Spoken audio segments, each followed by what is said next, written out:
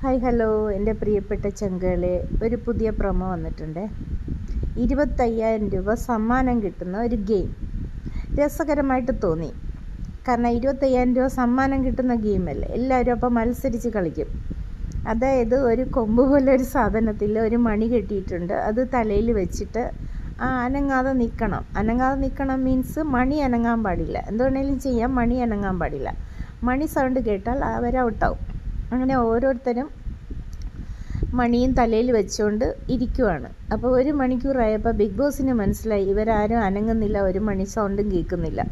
അപ്പോൾ big boss പറഞ്ഞു എല്ലാവരും ഒറ്റക്കാലിൽ നിൽക്കാൻ. അങ്ങനെ എല്ലാവരും ഒറ്റക്കാലിൽ അങ്ങ് നിൽക്കുവാണ്. പിന്നെ അനീഷിന് ഇതിൽ പങ്കെടുക്കാൻ പറ്റത്തില്ലല്ലോ, മണി ടാസ്കിൽ അനീഷ് പങ്കെടുക്കാൻ പാടില്ല എന്ന് മോഹൻലാൽ പറഞ്ഞല്ലോ.